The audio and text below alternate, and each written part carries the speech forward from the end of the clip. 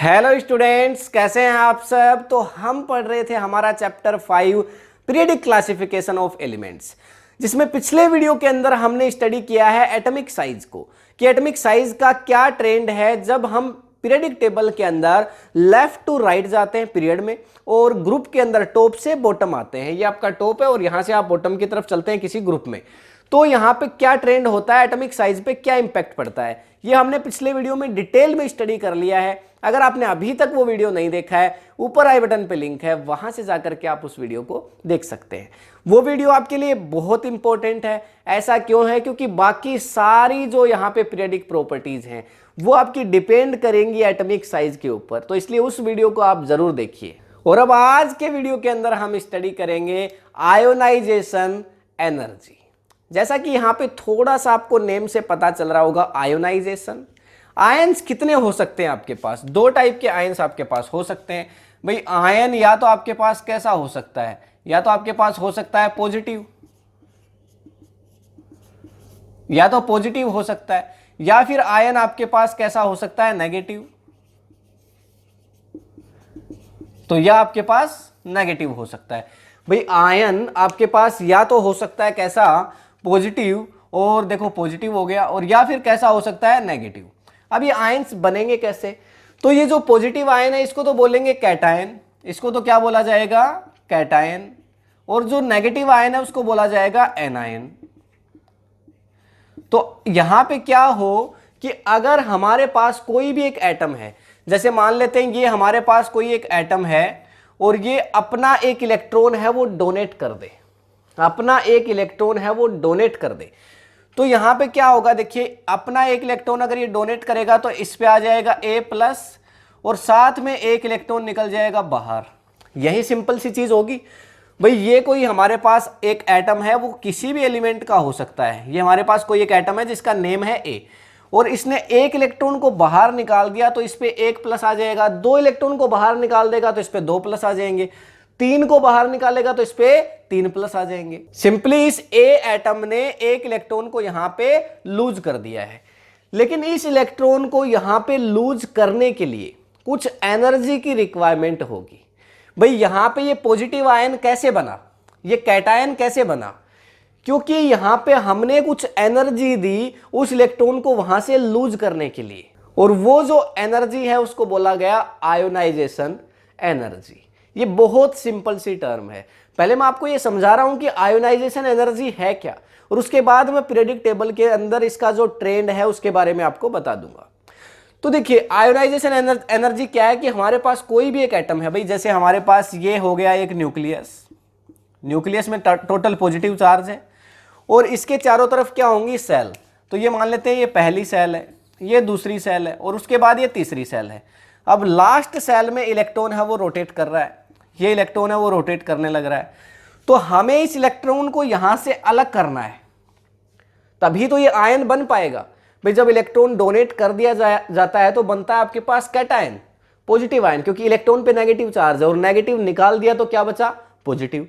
और अगर कोई इलेक्ट्रॉन को एक्सेप्ट कर लेता है तो आपके पास बनता है एनायन भाई। जैसे सोडियम की अगर बात करें तो सोडियम का एटॉमिक नंबर होता है 11, और इसका इलेक्ट्रॉन कॉन्फिगरेशन क्या हो जाएगा आपके पास, 2, 8 और 1। तो इसकी आउटर मोस्ट सेल में कितना इलेक्ट्रॉन है, देखो एक इलेक्ट्रॉन इसके आउटर मोस्ट सेल के अंदर है। तो ये जो एक इलेक्ट्रॉन है इसको अलग करने के लिए हमें जितनी इसको एनर्जी देनी पड़ेगी वही इसकी आयोनाइजेशन एनर्जी होगी। लेकिन बात यह है कि जब हम आयोनाइजेशन एनर्जी की बात करते हैं तो यहां पे सीधा ही आप किसी एक एटम को एनर्जी नहीं दे सकते, तो फिर क्या करना पड़ेगा? सबसे पहले आपके पास ये जो सोडियम है ये सॉलिड स्टेट में होगा भाई। कोई एलिमेंट सॉलिड स्टेट में होता है, कोई एलिमेंट लिक्विड स्टेट में होता है, और कोई एलिमेंट गैसेज स्टेट में होता है। ये बहुत ही एक सिंपल सी बात है, एक बेसिक सी बात है जो आप सभी जानते हैं भाई। कोई भी एक एलिमेंट है वो सॉलिड हो सकता है, लिक्विड हो सकता है, गैस होता है। जैसे हाइड्रोजन है वो तो गैस ही होती है, सोडियम है वो सॉलिड स्टेट में होता है, आयरन है वो सॉलिड होता है। तो कोई लिक्विड होगा, कोई सॉलिड होगा, कोई गैसेज होगा, तो इसमें तो कोई बड़ी बात नहीं है। लेकिन जब आप कोई सॉलिड होगा तो पहले तो उसको गर्म करके कन्वर्ट करोगे, हीट करोगे, उसको कन्वर्ट कर दोगे लिक्विड में, और फिर उसको और ज्यादा हीट करोगे, और फिर लिक्विड से उसको कन्वर्ट कर दोगे किसमें, गैसेज में। सबसे पहले मैंने क्या कहा, देखो यहां पे मैं लिख देता हूं G। इस G का मतलब क्या है, यहां पे गैस, ये जो एलिमेंट है ना, ये जो एटम है, ये गैसेज स्टेट में ही होना चाहिए। तो मतलब सबसे पहले तो मैं क्या करूंगा भाई, सॉलिड स्टेट से अगर सॉलिड में होगा तो उसको कन्वर्ट कर दूंगा लिक्विड में, और उसके बाद इसको कन्वर्ट कर दूंगा किस में, गैस में। और अब इसको मैं और ज्यादा हीट करूंगा, ठीक है, तो मेरा एक इलेक्ट्रॉन यहां से क्या हो जाएगा, रिमूव हो जाएगा, बाहर निकल जाएगा। तो अब जो मैंने एनर्जी दी सॉलिड से लिक्विड में कन्वर्ट करने के लिए, ये आयोनाइजेशन एनर्जी नहीं है। लिक्विड से गैसेज में कन्वर्ट करने के लिए जो एनर्जी दी वो भी आयोनाइजेशन एनर्जी नहीं है। लेकिन गैसेज में कन्वर्ट होने के बाद यहां पे मैंने इसको कुछ एनर्जी दी जिससे ये इलेक्ट्रॉन बाहर निकल गया, ये आयोनाइजेशन एनर्जी है। मतलब किसी भी एक एटम जब वो गैसेज स्टेट में होता है तब उसको जो एनर्जी दी जाती है इलेक्ट्रॉन को रिमूव करने के लिए, वही क्या होती है, उसकी आयोनाइजेशन एनर्जी होती है। अच्छा, अब यहां पे सिंपली मानो कि यहां पे मेरे पास एक इलेक्ट्रॉन तो ये आउटर मोस्ट सेल में है, जैसे सोडियम की बात करें, यहां पे 8 इलेक्ट्रॉन्स और होंगे, 1 2 3 4 5 6 7 और 8। और उसके बाद यहाँ पे ये नीचे वाला जो सेल है इसमें यहाँ पे 2 इलेक्ट्रॉन्स होंगे, ये 1 और ये 2, और लास्ट में एक इलेक्ट्रॉन था, इसको हमने बाहर निकालना चाहा। अब एक इलेक्ट्रॉन तो मैंने निकाल लिया, लेकिन क्या दूसरे इलेक्ट्रॉन को निकालना यहाँ पे मेरे लिए बहुत आसान बात होगी? नहीं होगी। क्यों नहीं होगी? क्योंकि न्यूक्लियस है, उसमें कैसा चार्ज है, उसमें आप सभी जानते हैं कैसा चार्ज है, पॉजिटिव, पॉजिटिव चार्ज है। इलेक्ट्रॉन पे कैसा चार्ज है, इलेक्ट्रॉन पे जो चार्ज है वो कैसा है, नेगेटिव। तो यहां पे जो पॉजिटिव और नेगेटिव है, इन दोनों के बीच में कोई अट्रैक्शन फोर्स भी होगा, इन दोनों के बीच में कोई अट्रैक्शन फोर्स भी होगा, खींच रहे होंगे एक दूसरे को। तो यहां पे इतने सारे जो इलेक्ट्रॉन्स हैं, अब ये वाला इलेक्ट्रॉन न्यूक्लियस के ज्यादा क्लोज है, ये वाला इलेक्ट्रॉन न्यूक्लियस के ज्यादा क्लोज है। भाई सीधी सी बात है, ये इलेक्ट्रॉन न्यूक्लियस से दूर है और ये वाला इलेक्ट्रॉन न्यूक्लियस के बिल्कुल पास है। इसको आप कुछ ऐसे समझ सकते हैं कि मेरा घर है, सिंपली मेरा घर है, और जो मेरा जो घर है वो जब मैं अपने घर के पास होता हूं तो वहां से उस घर के अंदर से कुछ भी सामान को उठा करके ले जाना बहुत मुश्किल है। लेकिन मैं मेरे घर से अगर 10 मीटर की डिस्टेंस पे हूं तब थोड़ा कम मुश्किल है, क्योंकि 10 मीटर मुझे दौड़ के आना पड़ेगा। और वहीं पे अगर मैं अपने घर से 1 किलोमीटर की डिस्टेंस पे हूं तो मेरे घर से किसी सामान को उठा करके ले जाना बहुत आसान है। और अगर मैं 10 किलोमीटर की डिस्टेंस पे हूं तो यहां पे घर से सामान को ले जाना बहुत और भी ज्यादा आसान है। और मैं यहां से अगर चला जाऊं, कहीं मान लो दिल्ली चला जाऊं, 200 किलोमीटर 180 किलोमीटर चला जाऊं, तो वहां पे डिस्टेंस बहुत ज्यादा हो गई मेरे और घर के बीच। मतलब मेरा जो इतना मतलब फोर्स या इतना जो कमांड है वो अब मेरे घर पे नहीं है, तो वहां से सामान को ले जाना और भी आसान हो जाएगा। ले मत जाना कहीं तुम, ये सिर्फ मैं केवल एग्जांपल के लिए बता रहा हूं, है ना। ऐसा नहीं कि मैं कभी 10 किलोमीटर पे हूं तो सच में मेरे घर से सामान को उठा के ले जाया जा सकता है, नहीं, ऐसा बिल्कुल नहीं है, ठीक है ना। तो सिंपली मैं इस इलेक्ट्रॉन की बात करता हूं। देखिए न्यूक्लियस है, न्यूक्लियस से जितना दूर एक इलेक्ट्रॉन होगा, न्यूक्लियस से जितना दूर एक इलेक्ट्रॉन होगा उस इलेक्ट्रॉन को पकड़ के खींचना बड़ा आसान है। लेकिन न्यूक्लियस के जितना क्लोज एक इलेक्ट्रॉन होगा उस पर उसकी उतना ही अट्रैक्शन फोर्स होगा, उसको पकड़ के खींचना थोड़ा मुश्किल है। तो आउटर मोस्ट सेल में, वैसे तो खैर आपको आपके सिलेबस की अगर बात करें ना, तो जो आयोनाइजेशन एनर्जी है वो सिंपली आपके एक इलेक्ट्रॉन को अलग करने के लिए है, क्योंकि हमें क्या बनाना है, हमें आयन बनाना है। एक इलेक्ट्रॉन अलग हुआ, हमारा आयन बन गया। भाई आयन्स कैसे बनते हैं, इलेक्ट्रॉन्स के ट्रांसफर से। एक इलेक्ट्रॉन को डोनेट कर दिया गया, कैटायन, एक्सेप्ट कर लिया गया, एनायन। भाई ये इलेक्ट्रॉन यहां से सोडियम ने डोनेट किया, हो सकता है किसी दूसरे एटम को इलेक्ट्रॉन की जरूरत हो, जैसे क्लोरीन को जरूरत होती है, तो क्लोरीन आएगा दौड़ा दौड़ा और क्या कहेगा, एक इलेक्ट्रॉन हमें दे दो, उसने एक्सेप्ट किया, उसने एनायन बना लिया। तो हमने बेसिकली एक इलेक्ट्रॉन को यहां से हटाने में, उसकी गैसेज स्टेट से, ये बात ध्यान रखना, उसकी गैसेज स्टेट से एक इलेक्ट्रॉन को रिमूव करने में जितनी एनर्जी दी है उस एनर्जी को कहा जाएगा आयोनाइजेशन एनर्जी। आप चाहें तो स्क्रीनशॉट ले सकते हैं। अब इस एनर्जी की आपके पास कुछ यूनिट भी होती होगी, भाई कुछ यूनिट भी तो होती होगी आपके पास। ये जो आयोनाइजेशन एनर्जी है जो हमने दी है उसकी कुछ ना कुछ यूनिट होती होगी। वो यूनिट क्या होती है, देखो, इलेक्ट्रोवोल्ट पर एटम, उसको इलेक्ट्रोवोल्ट में मापा जाता है। ये हो गई एक यूनिट। इसकी एक और यूनिट होती है, दूसरी यूनिट होती है किलो जूल पर मोल। ये इसकी दो यूनिट हैं।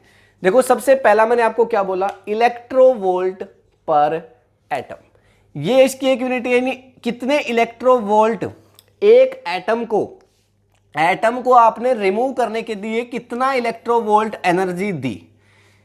ठीक है, ये एक यूनिट है उस आयोनाइजेशन एनर्जी की। दूसरी चीज, कितना किलोजूल। नॉर्मली एनर्जी की यूनिट क्या होती है, हीट की यूनिट क्या होती है, जूल होती है, लेकिन यहां पे आपको बहुत सारी हीट देनी पड़ेगी, तो इसलिए इतनी ज्यादा जो हीट है वो आप जूल में मेजर कर नहीं सकते, तो इसलिए यहां पे जो यूनिट है वो क्या हो गई, किलोजूल पर मोल। और मोल का मतलब तो आप जानते ही हैं, 1 मोल में कितने एटम्स होते हैं। अगर मैं 1 मोल की बात करूं तो एटम्स कितने होते हैं, 6.022 इंटू 10 की पावर 23 एटम्स। ये अवोगाद्रो नंबर है आपका, ये आपने पढ़ रखा है 9th क्लास में। तो यहां पे मैं ऐसे भी कह सकता हूं किलोजूल पर 6.022 इंटू 10 की पावर 23 एटम्स। समझ गए। तो ये 2 यूनिट आपके पास। अच्छा, यहां पे मैं कह सकता हूं कि 1 इलेक्ट्रोवोल्ट के अंदर आपके पास कितने किलोजूल पर मोल होते हैं, तो ये होते हैं आपके पास 96.3 किलोजूल पर मोल। 96.3 किलोजूल पर मोल, ये एक आपका इलेक्ट्रोवोल्ट के अंदर होते हैं। समझ गए ना, इलेक्ट्रोवोल्ट पर एटम। और ये कैसे फाइंड आउट कर सकते हो आप, सिंपली या फिर देखिए यहां पे 1 इलेक्ट्रोवोल्ट के लिए भी मैं राइट डाउन कर देता हूं, तो ये जूल कितने होते हैं, देखिए 1 इलेक्ट्रोवोल्ट के अंदर 1.6 इंटू 10 की पावर -19 जूल होते हैं। यहां पे 1 इलेक्ट्रोवोल्ट में 1.6 इंटू 10 की पावर -19 जूल होते हैं। इसको अगर आप चाहें तो किलोजूल में कन्वर्ट कर सकते हैं। तो देखो 1 इलेक्ट्रोवोल्ट के अंदर मैंने आपको क्या बताया, किलोजूल पर मोल, ये इतने होते हैं। तो सिंपली ये 1 मोल की वैल्यू आपके पास है, तो इसके अपोन में, भाई ये तो जूल है, जूल को पहले तो केजी में कन्वर्ट करो। कैसे करोगे, कर ही लोगे, अपोन में 1000 कर दो, अपोन में यहां पे 1000 कर दो, ये किलो जूल बन गया। अब इसके बाद आप इसको मल्टीप्लाई कर दो, यानी देखिए अपोन में मोल है तो मोल की वैल्यू उसको रख दो 6.022 इंटू 10 की पावर 23, तो आपके पास जो वैल्यू है ना वो ये आ जाएगी 96.3 किलोजूल पर मोल। पर इसकी जरूरत भी नहीं है आपको, आप सिंपली इस वैल्यू को इसी तरह से याद रख सकते हैं जैसा यहां पे मैंने अभी बताया है कि भाई 1 इलेक्ट्रोवोल्ट के अंदर 96.3 किलोजूल पर मोल होते हैं, और 1 इलेक्ट्रोवोल्ट का मतलब होता है 1.6 इंटू 10 की पावर -19 जूल। तो ये आपके पास यूनिट हो गई किसकी, आयोनाइजेशन एनर्जी के लिए। तो अब मैं आपसे आयोनाइजेशन एनर्जी के ट्रेंड के बारे में बात करूंगा कि यहां पे दोनों चीजों के बारे में बात करेंगे, ग्रुप के बारे में बात करेंगे। यहां पे जब ग्रुप में आप टॉप से बॉटम की तरफ जाएंगे तो क्या होगा, और जब आप पीरियड में लेफ्ट टू राइट जाएंगे तो क्या होगा। सबसे पहले हम ग्रुप की बात कर लेते हैं। जैसा कि आपको पता है एटॉमिक साइज के बारे में, कि जब आप एक ग्रुप के अंदर टॉप से बॉटम की तरफ जाते हैं तो नंबर ऑफ सेल बढ़ते जाते हैं। ये बात मैंने वैसे पिछले वीडियो के अंदर आपको एक्सप्लेन कर दी थी, लेकिन एक बार फिर से बता देता हूं। हाइड्रोजन का एटॉमिक नंबर 1 है, तो इसका इलेक्ट्रॉन कॉन्फिगरेशन भी कितना है, 1। लिथियम की अगर बात करेंगे तो लिथियम का एटॉमिक नंबर यहां पे होता है 3, तो इसका इलेक्ट्रॉन कॉन्फिगरेशन हो जाएगा 2 and 1। फिर यहां पे सोडियम के लिए 11 होता है इसका एटॉमिक नंबर, इसका इलेक्ट्रॉन कॉन्फिगरेशन होगा 2, 8 and 1। फिर पोटेशियम के लिए ऐसे लगातार आप लिख सकते हैं जितना चाहें, ये 19 होता है, तो ये हो जाएगा आपके पास 2, 8, 8 and 1। आप देख रहे हैं नंबर ऑफ सेल बढ़ते जा रहे हैं। देखो यहां पे केवल आपके पास एक ही सेल है, यहां पे देखो 2 सेल है, यहां पे देखो 1, 2, 3 3 सेल है, यहां पे देखो 1, 2, 3 and 4 4 सेल है। नंबर ऑफ सेल लगातार बढ़ते जा रहे हैं। जब नंबर ऑफ सेल बढ़ते हैं तो एटॉमिक साइज बढ़ती है, पढ़ चुके हैं पिछले वीडियो में। जब आप ग्रुप में टॉप से लेकर के बॉटम की तरफ जाते हैं, टॉप से लेकर के बॉटम की तरफ जाते हैं तो एटॉमिक साइज बढ़ती है। ये एटॉमिक साइज बढ़ रही है, मतलब न्यूक्लियस से आउटरमोस्ट सेल वाले इलेक्ट्रॉन की डिस्टेंस बढ़ रही है। समझना ध्यान से मैं क्या कह रहा हूं, मतलब जैसे जैसे मैं टॉप से बॉटम की तरफ जा रहा हूं, तो ये मेरा अगर आपके पास न्यूक्लियस है तो इसका जो आउटरमोस्ट सेल है उसकी डिस्टेंस है वो बढ़ती जा रही है जैसे जैसे नंबर ऑफ सेल। भाई मान लो पहले में तो नंबर इलेक्ट्रॉन यहीं पे था, दूसरे में इलेक्ट्रॉन यहां हो गया, तीसरे में इलेक्ट्रॉन और डिस्टेंस पे, फोर्थ में इलेक्ट्रॉन। भाई जैसे जैसे नंबर ऑफ सेल बढ़ रहे हैं इस न्यूक्लियस से इलेक्ट्रॉन की डिस्टेंस तो बढ़ती जा रही है, बढ़ती जा रही है। मतलब मेरे घर से मैं जितना दूर हूं, वहां से सामान को चोरी करके ले जाना आसान है। समझ गए ना। तो न्यूक्लियस से इलेक्ट्रॉन जितना दूर है इस न्यूक्लियस को पकड़ के खींचना आसान है। क्योंकि अट्रैक्शन फोर्स इतना ज्यादा है नहीं। तो जैसे जैसे आप ग्रुप में टॉप से बॉटम जाएंगे एटॉमिक साइज बड़ी होती जाएगी, लेकिन अट्रैक्शन फोर्स कम होता जाएगा। और जब अट्रैक्शन फोर्स कम होगा तो आपको एनर्जी कम देनी पड़ेगी। तो आयोनाइजेशन एनर्जी का ट्रेंड क्या हुआ, जब आप ग्रुप में टॉप से बॉटम जा रहे हैं, ये टॉप से लेकर के बॉटम जा रहे हैं, वैसे वैसे आयोनाइजेशन एनर्जी कम होती चली जाती है। बड़ी सिंपल सी बात आपको समझ में आ गई होगी।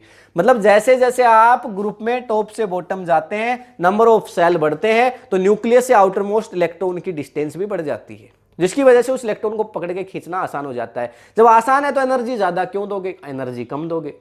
तो मैं कह सकता हूं यहां पे देखो सिंपल सी बात कि एटॉमिक साइज, देखो क्या कह सकता हूं, एटॉमिक साइज, या आप कह सकते हैं एटॉमिक रेडियस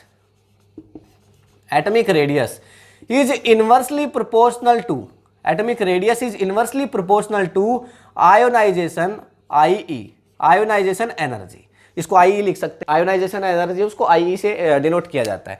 तो देखो आईई क्या कहा मैंने, atomic radius is inversely proportional, मतलब जैसे जैसे आप एटॉमिक रेडियस को बढ़ाओगे आयोनाइजेशन एनर्जी कम होती जाएगी, ये बढ़ेगी। और जैसे आप ग्रुप में नीचे की तरफ जाने लग रहे हैं टॉप से बॉटम, ये बढ़ रही है एटॉमिक साइज, तो देखो आयोनाइजेशन एनर्जी कम होती जा रही है। स्क्रीनशॉट लेना चाहें तो ले सकते हैं। इसके बाद मैं पीरियड के बारे में बात करूंगा।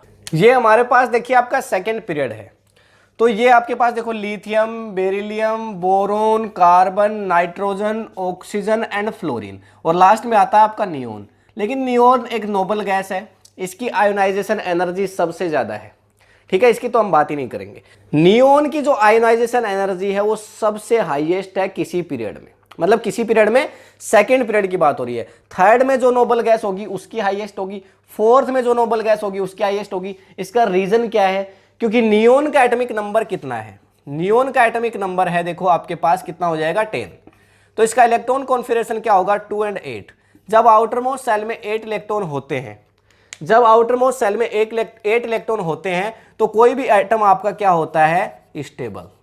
तो ये तो बिल्कुल स्टेबल है। यहां से इलेक्ट्रॉन को खींच के अलग करना, एक फैमिली में एक मेंबर हो, एक फैमिली में 10 मेंबर हो, 10 फैमिली के मेंबर में से किसी एक को खींचना आसान है या एक मेंबर को खींचना आसान है, समझ गए ना बात को। तो यहां से इलेक्ट्रॉन को रिमूव करना नियोन से बहुत आसान नहीं है, तो इसके लिए बहुत ज्यादा एनर्जी आपको लगानी पड़ेगी। इसलिए नियोन की जो आयोनाइजेशन एनर्जी है वो अपने आप बहुत हाईएस्ट है, ठीक है।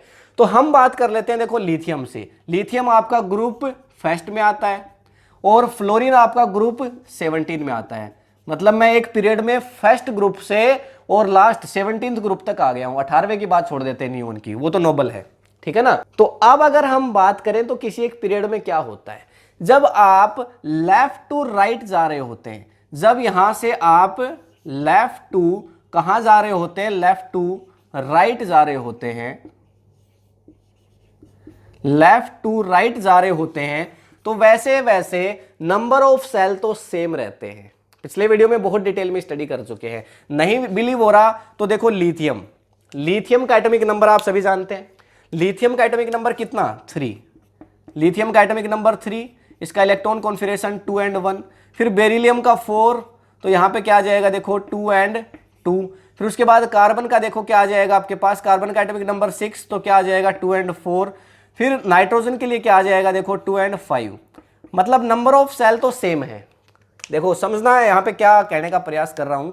यहां पे एक सेल, 2 सेल, यहां पे भी 1 2, फिर यहां पे भी 1 2, फिर यहां पे भी 1 2। नंबर ऑफ सेल तो सेम है, लेकिन नंबर ऑफ इलेक्ट्रॉन्स बढ़ते जा रहे हैं। आप देखो यहां पे आउटर मोस्ट सेल में 1 इलेक्ट्रॉन है, यहां पे आउटर मोस्ट सेल में 2 इलेक्ट्रॉन, यहां पे देखो आपके पास बोरोन छोड़ दिया मैंने बीच में, बोरोन में 3 है, फिर कार्बन में 4 हैं, और फिर नाइट्रोजन में 5 हैं, फिर ऑक्सीजन में 6 हैं, फ्लोरीन में 7 है। आउटर मोस्ट सेल में नंबर ऑफ इलेक्ट्रॉन्स बढ़ते जा रहे हैं। नंबर ऑफ सेल सेम है पर इलेक्ट्रॉन बढ़ रहे हैं, और इलेक्ट्रॉन जब बढ़ते हैं तो इफेक्टिव न्यूक्लियर चार्ज बढ़ जाता है, अट्रैक्शन फोर्स बढ़ जाता है, तो एटॉमिक साइज छोटी होती चली जाती है। पढ़ चुके हैं एटॉमिक साइज के बारे में, इसलिए कहा था एटॉमिक साइज का वीडियो देख लो जाकर के पहले। तो एटॉमिक साइज छोटी होती चली जाती है जब आप लेफ्ट टू राइट जाते हैं। अच्छा, एटॉमिक साइज छोटी हो गई है, एटॉमिक साइज छोटी हो गई है, मतलब न्यूक्लियस और आउटर मोस्ट सेल के बीच डिस्टेंस कम हो गई है। यही तो बात हुआ भाई, साइज छोटी हो गई है, न्यूक्लियस के और इलेक्ट्रॉन के बीच की डिस्टेंस कम हो गई है। तो इसका मतलब क्या होगा, क्या हमें ज्यादा एनर्जी डालनी पड़ेगी अब? बिल्कुल। यहां पे जितनी एनर्जी आपको डालनी पड़ेगी लिथियम में एक इलेक्ट्रॉन को अलग करने के लिए, वहीं पे नाइट्रोजन में आपको ज्यादा एनर्जी डालनी पड़ेगी 5 में से एक इलेक्ट्रॉन को अलग करने के लिए। तो जैसे जैसे आप यहां पे लेफ्ट टू राइट जा रहे हैं एक पीरियड के अंदर, साइज कम होती जा रही है, क्योंकि नंबर ऑफ इलेक्ट्रॉन बढ़ रहे हैं, अट्रैक्शन फोर्स बढ़ता जा रहा है। तो जिसकी वजह से आपको ज्यादा एनर्जी देनी पड़ेगी। तो आयोनाइजेशन एनर्जी, आयोनाइजेशन एनर्जी आपकी क्या होती जा रही है, लेफ्ट टू राइट धीरे धीरे आपकी आयोनाइजेशन एनर्जी बढ़ती जा रही है, बढ़ती जा रही है। जितना यहां पे इलेक्ट्रॉन और न्यूक्लियस के बीच यहां पे अट्रैक्शन फोर्स बढ़ रहा है, उतनी एनर्जी बढ़ रही है, एनर्जी और ज्यादा देनी पड़ेगी आपको। समझ गए बात आप? तो जब आप किसी ग्रुप में टॉप से बॉटम जाते हैं तो आयोनाइजेशन एनर्जी कम हो जाती है, क्योंकि नंबर ऑफ सेल बढ़ रही है, इलेक्ट्रॉन और न्यूक्लियस में डिस्टेंस बढ़ती जाती है। लेकिन जब आप किसी पीरियड में लेफ्ट टू राइट जाते हैं, लेफ्ट टू राइट जाते हैं, तो आपकी आयोनाइजेशन एनर्जी बढ़ती चली जाती है, क्योंकि अट्रैक्शन फोर्स बढ़ता चला जाता है, साइज छोटी छोटी होती चली जाती है। समझ गए?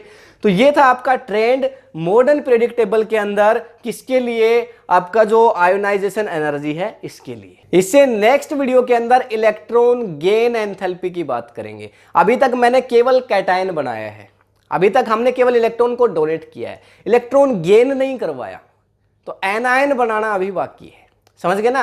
तो नेक्स्ट वीडियो के अंदर हम इलेक्ट्रॉन गेन एंथैल्पी के ट्रेंड के बारे में बात करेंगे। अगर आज का वीडियो आपको इन्फॉर्मेटिव लगा है तो इस वीडियो को लाइक करिए, अपने फ्रेंड्स के साथ इस वीडियो को शेयर करिए, क्योंकि एग्जामिनेशन का टाइम है, आपका एक शेयर है वो किसी एक बच्चे का कोई एक क्वेश्चन है वो ठीक करवा सकता है। तो अगर रियल में यहाँ पे आपको ये वीडियो पसंद आया तो इस वीडियो को लाइक करिए, कमेंट करिए इस वीडियो के नीचे आपका कोई क्वेश्चन है तो। बाकी मिलते हैं नेक्स्ट वीडियो के अंदर।